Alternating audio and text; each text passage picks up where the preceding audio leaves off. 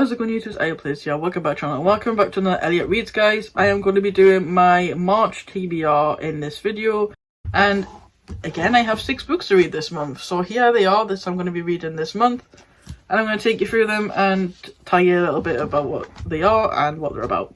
So yeah, let's get into it. The first book that I am going to read for the month of March is A Body in the Bookshop by Helen Cox. Again, a return offer from last month. So this is about a detective called Charlotte who got suspended from the police force after attending to a robbery at a bookshop because she's under suspicion of assaulting that person who tried to rob this bookshop. So she got suspended from the force, and her boss won't do anything about it, so she turns to Kit, the private investigator from the other book. So Kit gets involved and tries to help Charlotte save her career, but then the stakes get high and it gets personal when a body turns up, and Kit and her assistant Evie try to solve it and try to catch the murderer before things go even further and it can't be pulled back.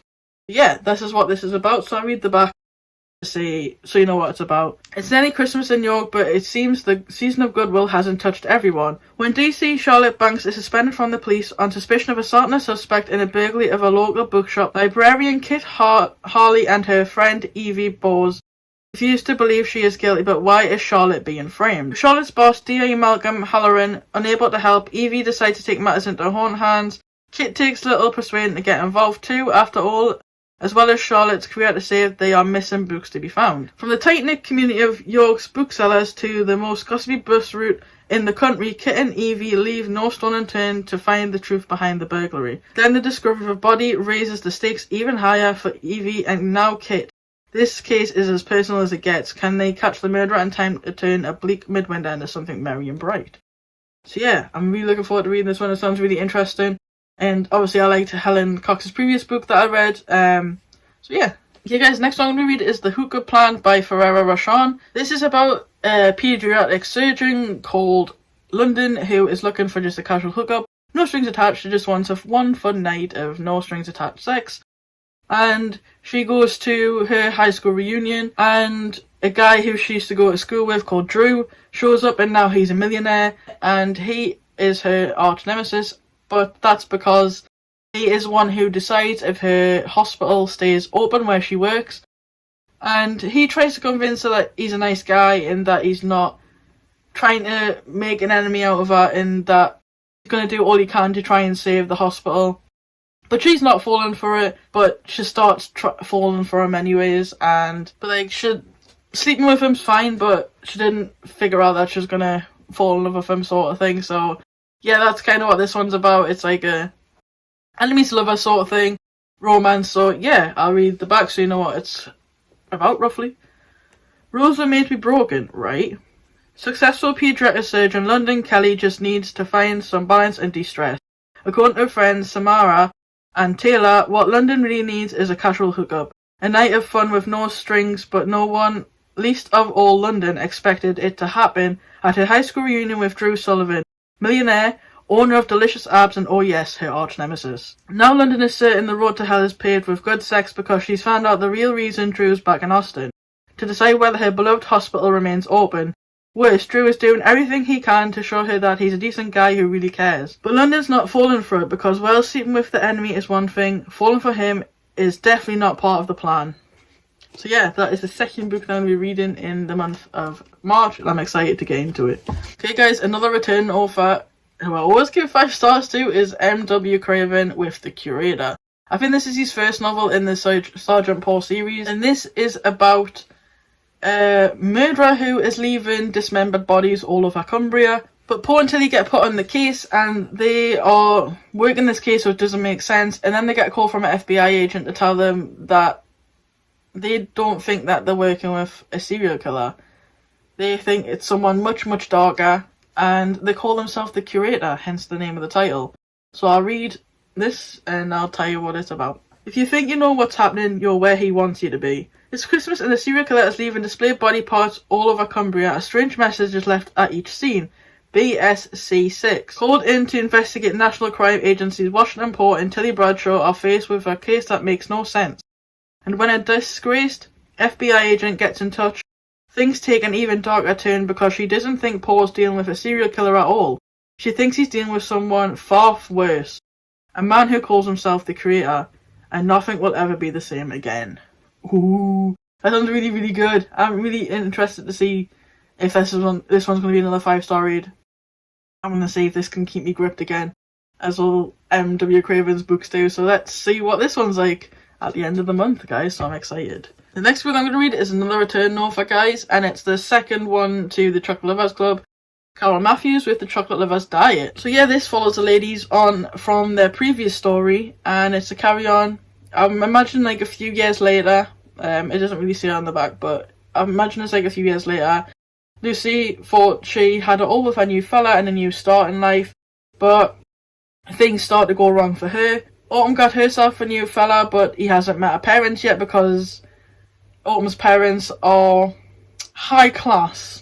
And yeah, they don't really approve of many things that Autumn does, so she's a bit skeptical of introducing a boyfriend to a parent. Nadia's husband has still sworn that he's given up gambling and to give him another chance, but she's not believing any of it.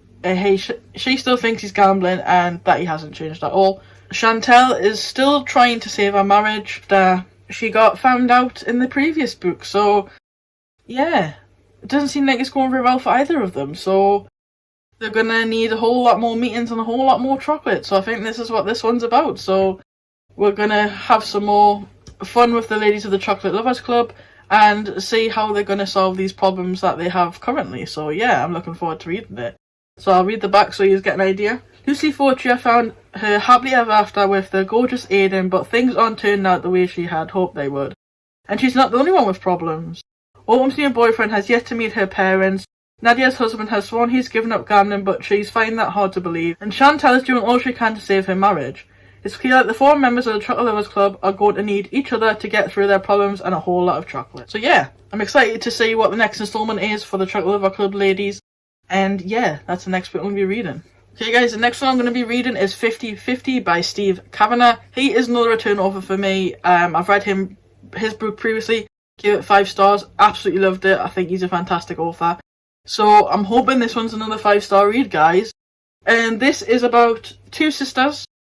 They both call 911, claiming that their father has been found dead. He's not breathing, and they blame each other. So it's to find out which one is the killer and which one isn't. Which one's telling the truth, which one's not. So the blurb's pretty simple. It's pretty simple.